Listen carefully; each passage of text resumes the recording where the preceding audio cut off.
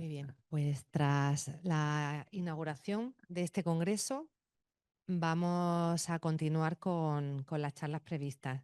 Como ya me he presentado, soy Patricia Martínez. Me alegra mucho de conocer en persona a muchas personas con las que hemos estado tratando estos días para que pudiese venir aquí. Muchísimas gracias, sobre todo a los pacientes, familiares, por el esfuerzo en venir aquí. Ya de por sí cuesta un poco por el transporte, etcétera, llegar hasta Almería, sobre todo también la gente que viene de fuera, que sé que hay gente que está viniendo desde muy lejos. Muchísimas gracias por el enorme esfuerzo en venir aquí a estar en este congreso, que esperemos que disfrutemos todos con él, aprendamos mucho, sobre todo nosotros los profesionales queremos aprender de vosotros, veros en otro entorno que no sea hospitalización, consulta con los tiempos, aquí en un momento más relajado, sosegado. Tenemos varias horas esta mañana para escucharos, con el fin de que podamos todos aprender, y se trata de seguir mejorando, de seguir mejorando. Se ha mejorado mucho la atención al ictus en los últimos años en Andalucía, pero nunca es suficiente. Sabemos que siempre puede ir muchísimo mejor. Y sin más, voy a continuar con esta conferencia inaugural contando brevemente hacia dónde va el Plan Andaluz de Ictus para mejorar el futuro de la atención a los pacientes. Si no lo sabéis, yo soy coordinadora del plan desde diciembre de 2024. Queda un poquillo para llegar al primer año, en el cual he estado pues poniéndome en contacto con lo que significa estar en el plan, estar coordinando el plan. Queremos además hacer una revisión del mismo. El último plan es de hace ya bastantes años, de 2014 aproximadamente. Y bueno, voy a dar aquí unas pinceladas brevemente de algunos aspectos del ictus, sobre todo de la epidemiología y de la intención que tenemos con esta renovación del plan en los próximos meses. Estos van a ser los contenidos. Hablaré de 7 ítems, perdón. El primero, el ictus, unas breves pinceladas. Como todos sabemos, es una urgencia médica, es frecuente, es grave, puede afectar a cualquier persona, incluso a jóvenes. El 15% tiene menos de 45 años. Es la primera causa de muerte en Andalucía, de causa aislada. Es la primera, porque si luego se recogen causas por grupo, la primera son las enfermedades cardiovasculares y el cáncer. Pero como causa aislada, el ictus es la primera causa. Hay 10 ictus cada hora en España, y cada año se producen aproximadamente 20.000 nuevos casos de ictus en Andalucía, tanto ictus isquémicos como hemorrágicos. El 30% de los pacientes pueden tener algunos síntomas previos, algún aviso, lo que llamamos el AIT, el ataque isquémico transitorio, que son síntomas que se producen unos días o horas antes de que el ictus se instaure de forma aguda. Son síntomas transitorios, que es como un pequeño aviso, y esto es importante, atender a estos avisos e ir lo antes posible a urgencia, a los servicios de urgencia. El 20% además vuelven a tener un ictus dentro del tercer mes, recurren. Y el 40% de los que sobreviven pues quedan con alguna incapacidad moderada o grave que afecta a su funcionamiento, a su vida social, funcional, laboral y económica, y este efecto pues suele ser algo muy importante que vive de una forma muy personal cada uno de los pacientes. Hay dos tipos de ictus, haremos un breve recordatorio, aunque probablemente la mayoría lo conozcáis. El ictus isquémico, también se denomina infarto cerebral, es el 80% de los casos. ¿Qué ocurre en estos casos? Que se tapa una arteria que nutre un área del cerebro. ¿Qué causa que se tape esta arteria? Entonces, la zona del cerebro que está nutriéndose de ese oxígeno y alimento que viene por la arteria, esa zona se queda dañada. Eso es un infarto cerebral. ¿Qué lo produce? Pues hay causas, las más importantes son la formación de una placa de ateroma, una placa de colesterol, o en la propia arteria del cerebro o una arteria del cuello, pero que esa placa luego se rompa o suelte un trombo y ya viaja hacia el cerebro. Y otra de las causas más importantes es que sea un trombo fresco que viaje desde el corazón.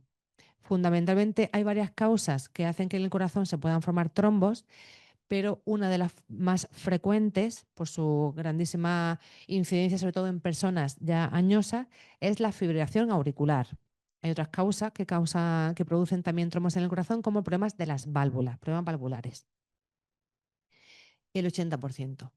¿Qué desencadena que se forman con el tiempo estas placas de colesterol, por ejemplo? Pues los factores de riesgo de cardiovasculares o vasculares en general que muchos conocemos también. La hipertensión. La hipertensión arterial es probablemente el factor de riesgo aislado más relevante para el ictus, porque la propia hipertensión arterial también favorece la fibrilación auricular. La diabetes mellitus, la dislipemia o hipercolesterolemia, el tabaquismo y luego ya en personas más jóvenes o no tan jóvenes, pues otras causas como por ejemplo el consumo de sustancias tóxicas recreativas, también el alcohol, y se está viendo ahora que está relacionándose con el desarrollo de la diabetes y la dislipemia, pues nuestro cambio de estilo de vida. El sedentarismo, la obesidad también producen hipertensión arterial y diabetes, con lo cual se relacionan con todas ellas. Y el ictus hemorrágico, que es un 20%, lo que ocurre es una ruptura de una arteria. De una arteria sale la sangre y este hematoma también produce un daño en el cerebro. Puede ser una arteria tal cual se rompe, también favorecida por los factores de riesgo que he comentado, la propia diabetes, la hipertensión. Aquí el enolismo juega un papel fundamental porque el alcohol, el consumo diario o en grandes cantidades, produce que se dañen las arterias. También el hecho de tomar, por ejemplo, anticoagulantes orales, también la diabetes, el colesterol y también el consumo de drogas produce hemorragias cerebrales. O puede ocurrir que sea una rotura por un aneurisma. Un aneurisma cerebral es una especie de globito que se forma en la pared arterial, que según entra la sangre se va hinchando, hinchando, hinchando, hinchando, hinchando y en un momento dado se puede romper. Pues es un tipo de hemorragia que se llama hemorragia subarachnoidea. Y lo característico de esta hemorragia, diferente de los otros síntomas de ictus, es que aquí el primer síntoma es un dolor muy, muy, muy fuerte de cabeza. Un dolor, el peor dolor de cabeza que tiene uno en su vida. Los síntomas del resto de tipos de ictus son los que veremos ahora, de se tuerce la cara o la boca, no puedo hablar bien, se me paraliza un brazo, una pierna, o de repente no veo por un lado del campo visual, o de repente veo doble junto con que no puedo hablar bien, o se me paraliza alguna parte del cuerpo. Y estos son los síntomas de alarma que estamos comentando. En el caso de la hemorragia subarachnoidea, un dolor de cabeza muy fuerte, pero esos son los menos casos, son pocos casos, porque en los demás va a ocurrir lo que estamos comentando. Esa parálisis de una parte del cuerpo o de una pérdida de sensibilidad, un acorchamiento de la mitad del cuerpo. Y muy importante decir que el ictus tiene tratamiento y cuanto antes mejor, porque cada minuto que esté el ictus sin tratar se van dañando muchos millones de neuronas en el cerebro. Entonces, hay que avisar rápidamente al 061 y acudir rápidamente a urgencias para recibir algunos de los tratamientos, tanto en el ictus isquémico como en el ictus hemorrágico. ¿Qué tratamientos tenemos en el ictus isquémico? En los trombos, dos tipos de tratamiento. Primero, la fibrinolisis intravenosa, inyectar por una vena un fármaco que disuelve los trombos. Y segundo, la trombectomía mecánica, meter un catéter por una arteria de la pierna, llegar hacia el trombo y retirarlo. Y en la hemorragia cerebral, ¿qué se puede hacer? Se sabe que reduce la discapacidad y el crecimiento de la hemorragia, el reducir la presión arterial muy rápidamente por debajo de unos límites, habitualmente de 140 milímetros de mercurio en la primera hora. Y también si es un paciente que toma anticoagulantes, revertir el efecto de los anticoagulantes. Entonces también es muy importante ir rápidamente a urgencias para que se haga un TAC craneal, se distinga rápidamente si es una hemorragia o un infarto, porque así como en el infarto queremos tener las tensiones elevadas, en la hemorragia queremos tener las tensiones muy bajas. Pero para llegar a esa decisión tenemos que tener una técnica de imagen rápida, que habitualmente es el TAC craneal, que vemos aquí, que está disponible en todos los hospitales. Muy bien. Y lo siguiente que ocurre, después de ese ictus, hemos ido al hospital, ya nos han tratado, ocurre la siguiente fase muy importante que es la rehabilitación. Esa fase tan dura, tan larga, en la que el paciente, la familia tienen tanto que decir, tanto esfuerzo y los profesionales de rehabilitación. los médicos rehabilitadores, los fisioterapeutas, terapeutas ocupacionales, logopedas y también los neuropsicólogos para la rehabilitación cognitiva. Son todos esos los profesionales que van a intervenir en la atención al ictus. Me gusta poner esta imagen porque no aparecía hasta ahora, pero ya se recomiendan las guías que se cuente también con un nutricionista. La nutrición es muy, muy, muy importante, muy, muy, muy importante en la prevención secundaria, pero también en la prevención que llamamos ahora la prevención primordial.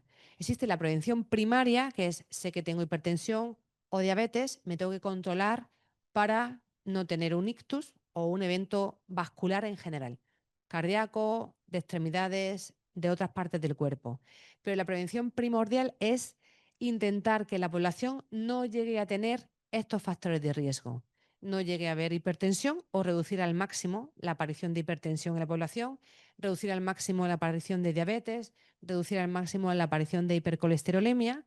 Y ahí tenemos una asignatura pendiente, los sistemas sanitarios, y ahí es muy importante la aparición de la nutrición y de los nutricionistas. Los médicos, enfermeros, enfermeras, farmacéuticos, neuropsicólogos, fisioterapeutas, trabajadores sociales, muy importante también, trabajo social en toda la esfera del ictus, desde que ocurre hasta que sale del hospital, llega al centro de salud, se plantea el déficit que queda, la posible discapacidad, etcétera, trabajo social, terapia ocupacional y logopedia. Muy importante la adaptación luego del domicilio, etcétera. ¿Qué podemos contar? ¿Qué os puedo contar de los planes de atención al ictus? Pues el primer plan que podemos reconocer y está en internet es el plan PLACA, que surgió en 2008, donde empezó el código ictus. El código ictus, que significa que un paciente tiene síntomas y realmente se activan los servicios de emergencias para que ese paciente vaya rápidamente al hospital. Ese es el código ictus, que a veces lo confundimos con poner en marcha la unidad de ictus o los tratamientos, ¿no? El código ictus lleva en Andalucía implantado desde el año 2008. Y aquí los servicios de emergencia del 061 y de urgencias hospitalarias han estado trabajando todos estos años, ya casi va para cerca de esos 17 años, en que los pacientes sean rápidamente derivados al hospital. Pero ahí también necesitamos la colaboración de la ciudadanía, que el paciente que tenga síntomas no espera que se le pase o tal, me he hecho a dormir. Cuando vemos eso nos da mucha pena porque se ha perdido una ventana muy importante de tiempo en el que podíamos haber actuado. Las primeras horas son fundamentales. Ante los síntomas, llamar al 061 para ser atendido rápidamente. Y luego ya en el año 2011-2014 se publicó, se redactó un plan muy, muy importante, muy amplio, muy completo de todo el tratamiento integral del paciente con ictus. Derivado de ese plan, hubo en 2015 un plan operativo que ya se puso en marcha y de ahí derivaron la puesta en marcha de las unidades de ictus que hay ahora en Andalucía, donde se pasó de 6 unidades de ictus a partir de 2018 en 12 unidades de ictus. Y la puesta en marcha también de otros muchos cuidados de los pacientes. Desde 2018, como comentaba, cambió bastante el panorama del ictus en Andalucía. Aquí pongo algunos profesionales que participamos en el Centro Andaluz de Teleictus, porque se puso en marcha en 2019. Y además se puso en marcha el Grupo de Enfermería Neurovascular de Andalucía, el Grupo GEMBA.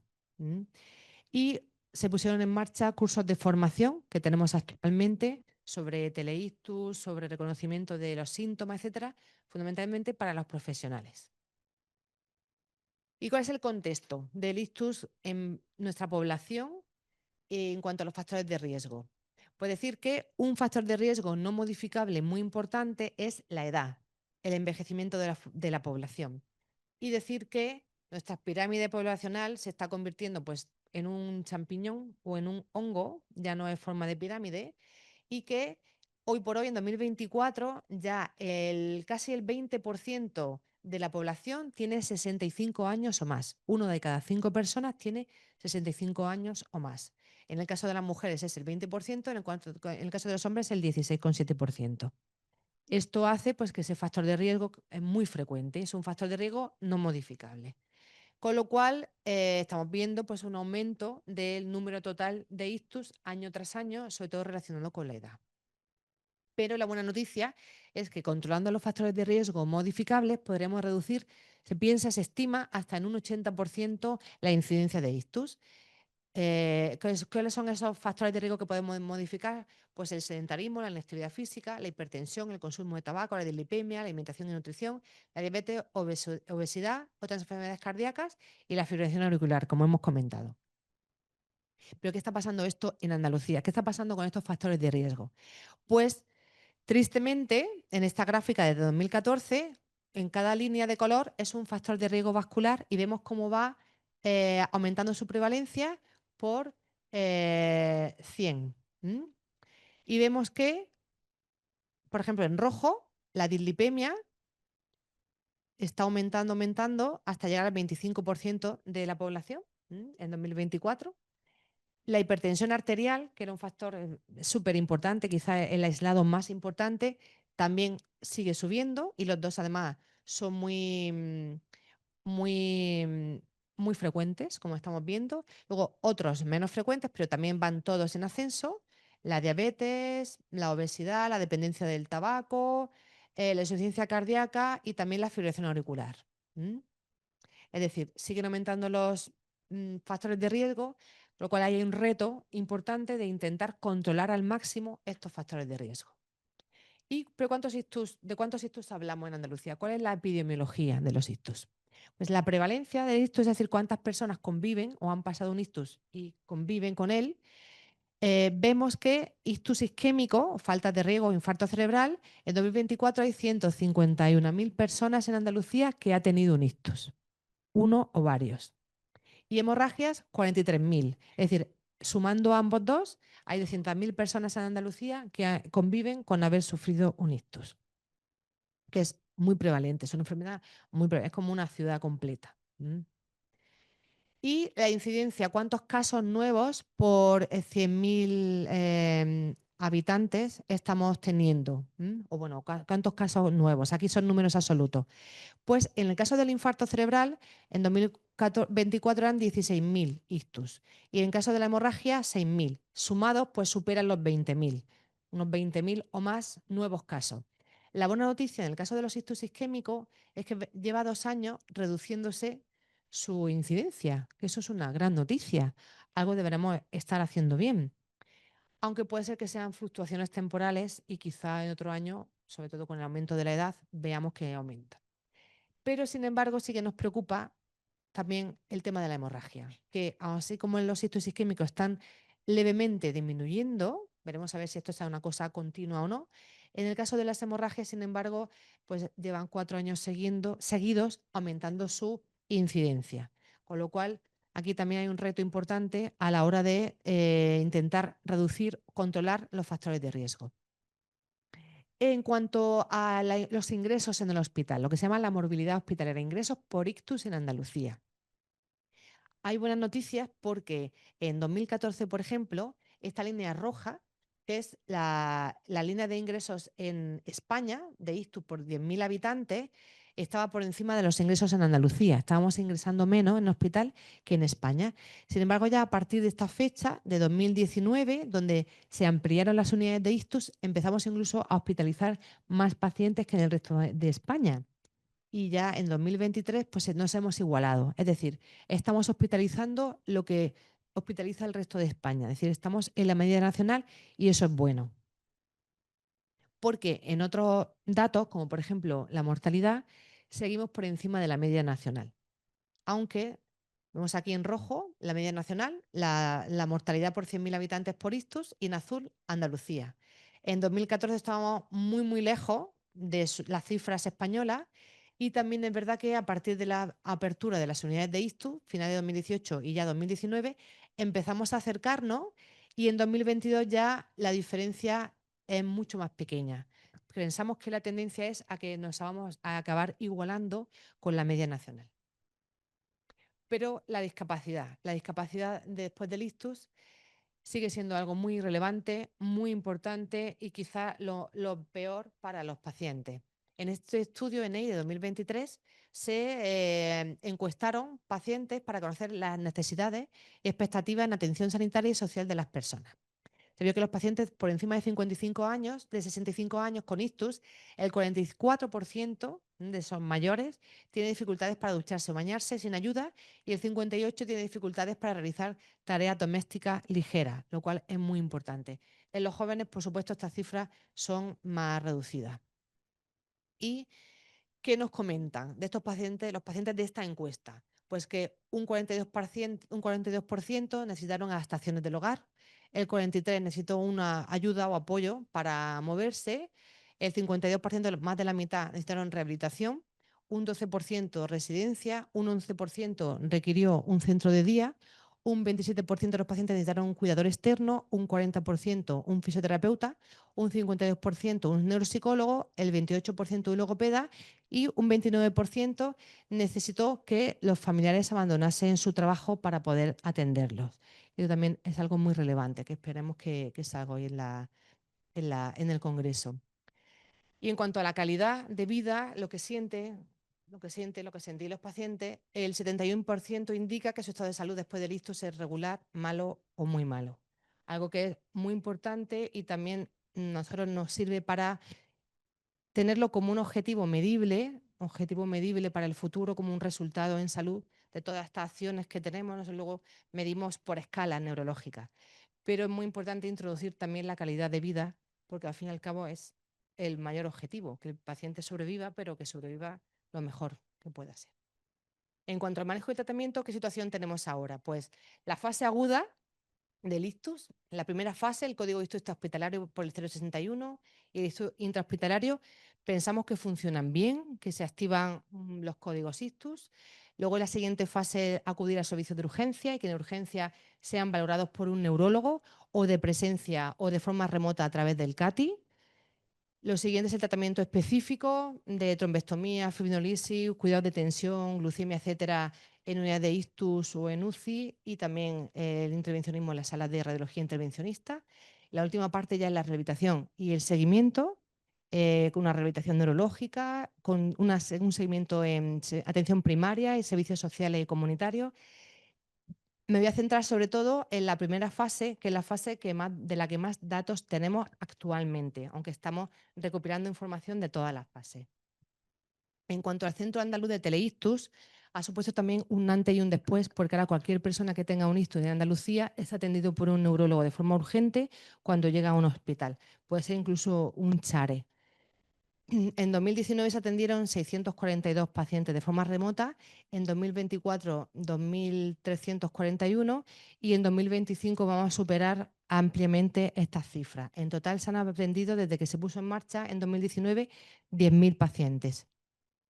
Y además las tasas de fibrinolisis y trombectomía dentro de este Centro Andaluz de Teleictus, que funciona como si fueran 2 unidades de ictus o más, son cifras de tratamientos específicos muy por encima de los estándares europeos y mundiales, con lo cual esa parte funciona muy bien.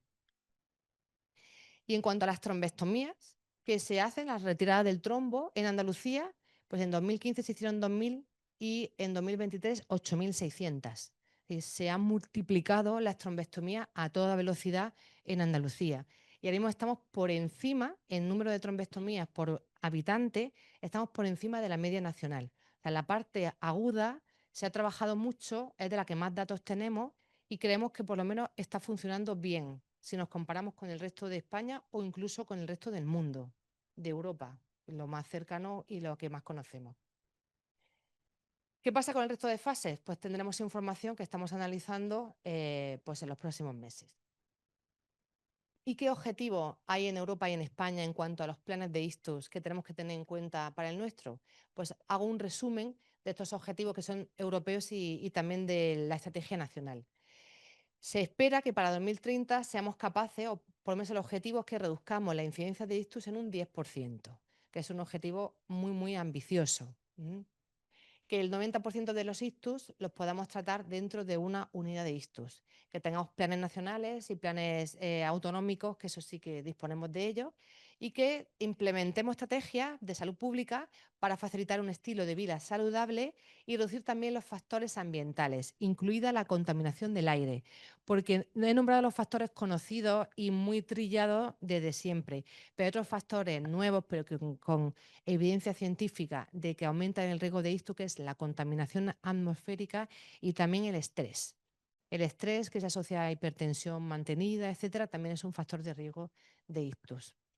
Factores socioeconómicos, sabemos que el nivel socioeconómico bajo también se asocia a aumento de riesgo de ictus y también el nivel educativo. Cuanto mayor nivel educativo tiene la población, también se reduce la incidencia de ictus. O sea, todos esos factores que muchos pues, superan ampliamente lo que es un plan de ictus, pero sí que están en la mente, tienen que estar en la mente de otras estrategias, consejerías, etcétera, reducen también la incidencia de ictus. La estrategia nacional va en la misma línea, la paso un poquito más rápida, muy en la misma línea, con reforzar por las unidades, la neurorehabilitación, la investigación, la formación, y en ella nos estamos basando para desarrollar la renovación del plan de ictus que estamos en ello actualmente. Estamos en esta fase de creación de grupos, de recopilación de información y estaremos unos meses trabajando duro para actualizar ese plan con la realidad actual que tenemos en nuestra comunidad. Con lo cual concluyo que el ictus en Andalucía sigue siendo un problema de gran magnitud, aunque se han implementado muchísimas mejoras, hay que consolidarlas, intentar completarlas y mejorarlas. La actuación del plan tiene que ser un documento para consolidar los logros que se han alcanzado e implementar nuevas mejoras actualizadas a los tiempos que corren hoy día, que se requiere creación de grupos de trabajo multidisciplinares en el que se va a integrar a las asociaciones de pacientes, se va a invitar para esta actualización del plan y es importante medir los resultados en salud, que tengamos datos de discapacidad y que también tengamos datos de calidad de vida que actualmente no disponemos de ellos, pero quizás sea el reto, por lo menos poder medirlos para establecerlos como un resultado en salud en los próximos años. Eso es todo. Muchas gracias.